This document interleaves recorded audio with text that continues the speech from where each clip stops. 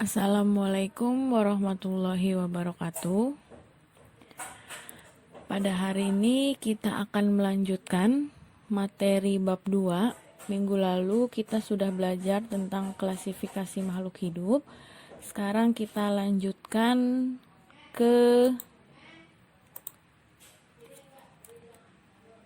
klasifikasi 5 kingdom.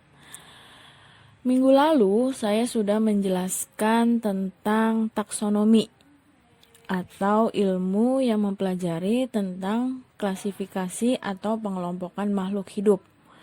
Nah, di urutan taksonomi itu yang nomor 1, kalau di bahasa Latinnya adalah regnum, kalau di bahasa Inggrisnya adalah kingdom.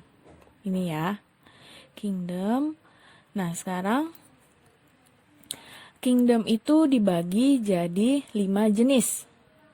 Nah, ini ada klasifikasi 5 kingdom. Yang pertama ada Monera, ada Protista, ada Fungi, Animalia, dan Plantae. Nah, apa sih ciri-ciri dari kelima kingdom ini? Sekarang kita lihat. Yang pertama ada Monera.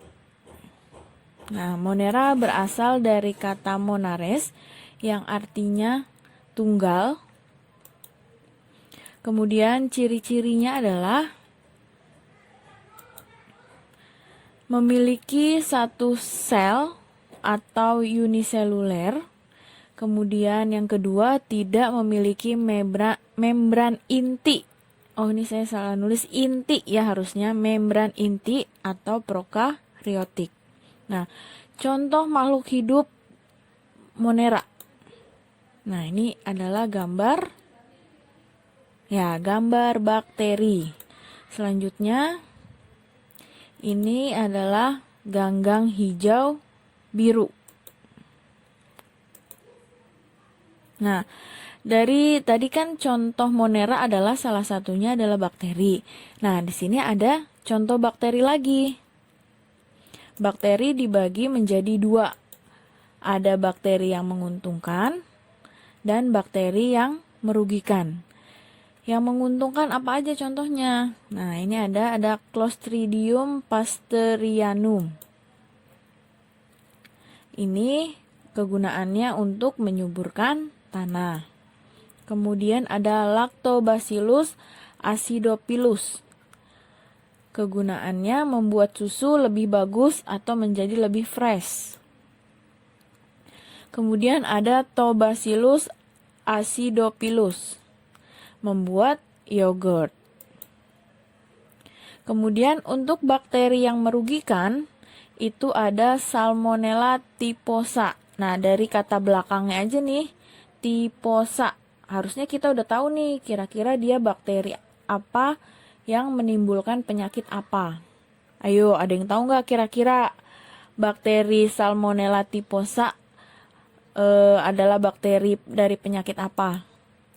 Ya, Salmonella typhosa adalah penyebab dari penyakit tipes. Kemudian ada Shigella dysenteriae. Ini adalah penyebab penyakit disentri.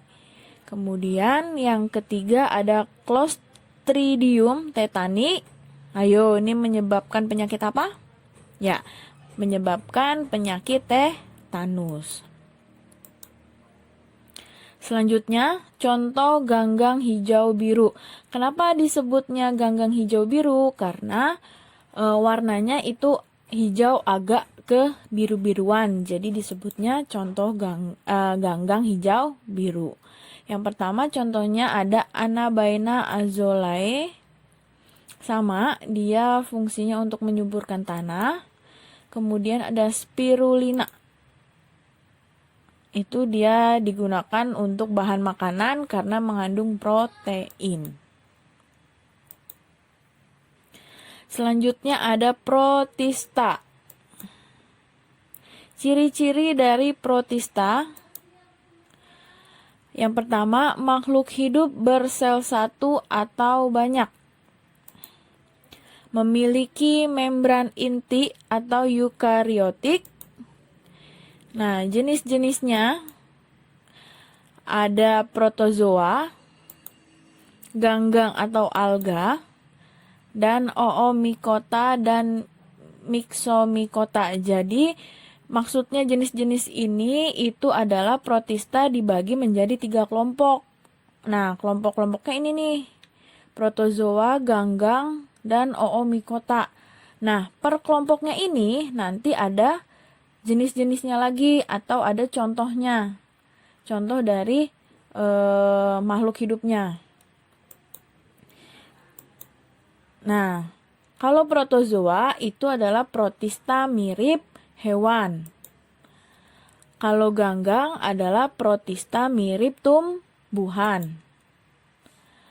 Kalau oomycota dan myxomycota itu protista mirip jamur. Nah, sekarang ini adalah salah satu contohnya protista. Yang pertama akan kita bahas yaitu protozoa. Berarti kalau protozoa tadi protista mirip hewan. Nah, ini bagian-bagian dari protozoa atau jenis-jenis protozoa berkaki semu, ada berbulu cambuk, kemudian berbulu getar, dan berspora. Nah, contoh dari protozoa. Amoeba proteus. Nah, ini gambarnya seperti ini. Kemudian Trypanosoma. Ini contoh gambarnya, ini ketika protozoanya sudah diperbesar ya dengan mikroskop. Kemudian ada Paramecium. Nah, ini gambarnya.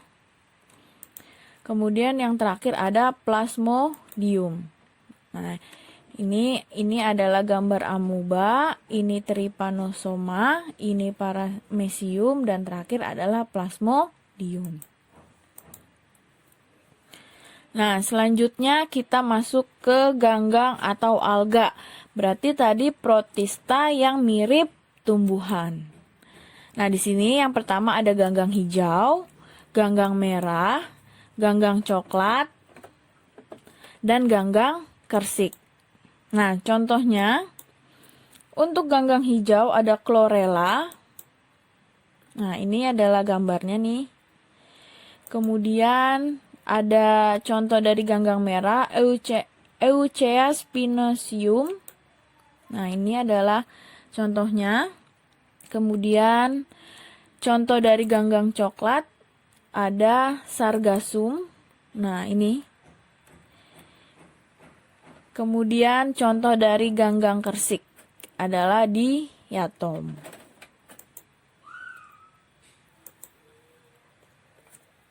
Yang ketiga ada fungi atau jamur.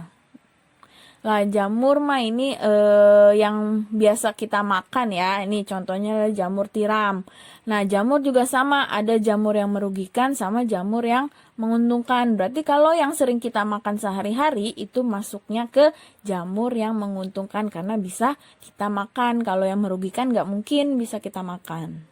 Nah, ciri-ciri jamur. Yang pertama, makhluk hidup bersel satu atau banyak, memiliki membran inti atau eukariotik, tersusun dari benang-benang halus atau hifa, berkembang biak dengan spora. Nah, di sini jamur juga ada kelompoknya. Nah, yang pertama ada Chytridiomycota. Contohnya adalah Syntherium, ada Zygomycota. Contohnya adalah Rhizopus stolonifer, ada Glomeromycota. Contohnya Glomus mosaeae. Kemudian ada Ascomycota. Contohnya adalah Penicillium notatum. Ada Basidiomycota. Contohnya adalah Auricula. Nah, selanjutnya ada Deuteromycota. Contohnya adalah Neospora cytophylla. Nah, sampai sini penjelasan saya. Terima kasih, mudah-mudahan kalian semua bisa memahami. Assalamualaikum warahmatullahi wabarakatuh.